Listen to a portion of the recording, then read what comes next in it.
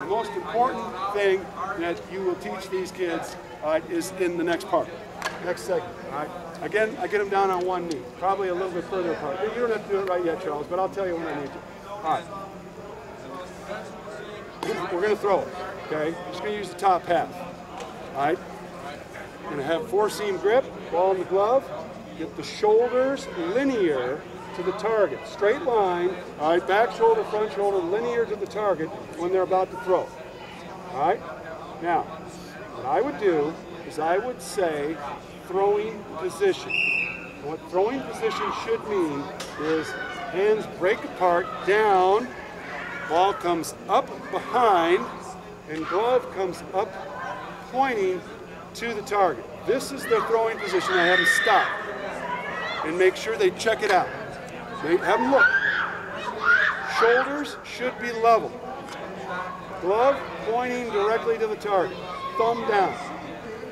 Back throwing elbow bent about 90 degrees. Don't want to lay it flat.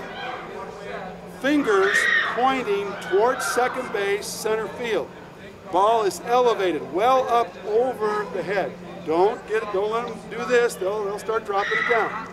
Got to get that thing up there. All right? So that they're in this position, throwing position.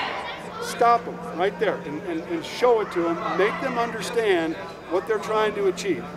All right. Now, all you guys will have kids that throw sidearm. All of you will. And what most coaches do is most coaches try to fix the throwing arm.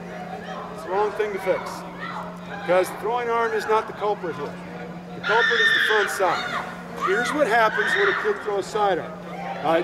In most cases, the top half flies open. And what he does is he pulls the glove this way, which pulls his shoulder open, and now his throwing arm will automatically drop and he'll throw the ball sidearm. That's why he does it. And if you keep working on the throwing arm, it won't make any difference. It's the front side we got to address. All right? So, to address the front side, here's what we want to do. My elbow only bends in one direction. What you first have to do is have them turn the glove pocket up. Then the glove will draw back under the armpit, go back to the chest or the heart. There's a lot of ways to describe it. It's the same motion coming back. It will allow the throwing arm now to come up over the top, right, and release the ball, throw the ball over him. All right? Now, Chad, I need you. All right, back up a little bit. Okay? I'm going to throw it to you. All right? Now, this is exactly how I would do it. Again, with the little kids, depending on how, third grade, fourth grade, maybe even fifth grade, this is exactly what I would do. All right, I'd have everybody go throwing position, stop, check it out. Okay, ready, Chad? Fire. Okay, all right, you do it. Throwing position, fire. Okay. Now you gotta get a little bit more linear than me. All right, that's okay. You can turn your shoulders like this, but get your feet a little bit more like this. Your knee, there you go, swing it around.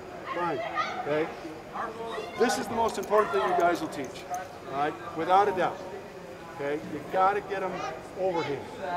As that throwing arm, by the way, passed my head with the baseball, my throwing elbow was higher than my shoulder. A lot of kids will drop it a little bit.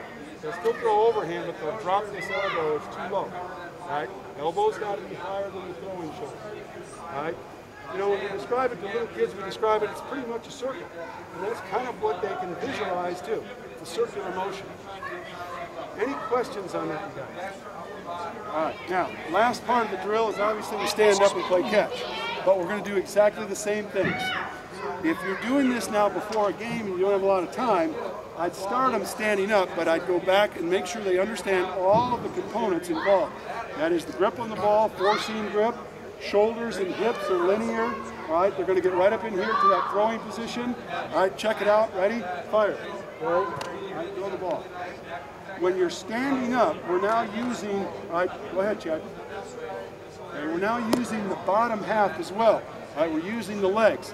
And you've got to watch for this. This is important. A lot of these kids will stride offline. They'll stride open.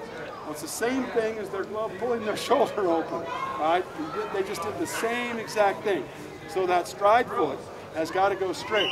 I bring a folding chair and I throw it down right next to them, and they don't step on the folding chair. They're very cognizant of it, and they'll step straight. You can use, if you're not as sadistic as I am, you can use like a towel or something.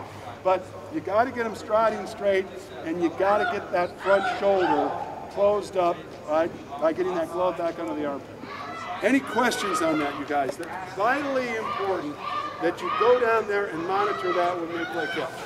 Yes, question. In years past, you kind of broke it into kind of that, there was like a kind of a three-phase thing. Yes. Do you still suggest that, or are you? If you've got time. See, what I would do is I'd take 20 minutes. If I had 20 minutes to spend throwing, I would use it all. Now, the first practice, or you might spend a half hour going over this. But I think it's important to get it instilled, early on in the season, and then they start understanding what they've got to do every time they come to a practice or a game. Starting with the grip, also making sure the front side is taken care of, and then standing up and making sure that they stride straight towards the target. But you've got to get down on the line when they warm up, and you've got to be down there with it. It's the most important thing you'll do. Kevin Tappaney and I used to sit there and chat in the dugout and have the kids, warm up down there. We finally realized about halfway through the year, what are we doing? We got to get down there. And these were 13-year-old AAA players. And you know what? We were letting them go down there and screw around. We didn't do them any favors. All right? So, I mean, you know what? Doesn't matter who they are. You got to get down there and monitor what's going on. Okay? All right. One quick thing about long toss, and some of you guys might get into long toss. When you guys start playing catch, have your kids playing catch, you're going to start at a pretty short distance, maybe 30 feet, then they spread out to 40, 50. Depending on, as the season goes on, you want to stretch their arms out, you might get them over 90, 100 feet. Don't let them just throw flat-footed from 100 feet. All right, when you're into a long toss situation, you got to move your feet. Back up, Chad. Not a lot, but just back up. We'll just pretend. That's good. Okay. If I'm pretending this is 100 feet and I'm going to play long toss with him, I'm going to move my feet. I'm going to take a drop step behind, and then I'm going to throw the ball as I move my feet. Don't let him throw flat-footed. You're going to put too much strain on the arm. Okay.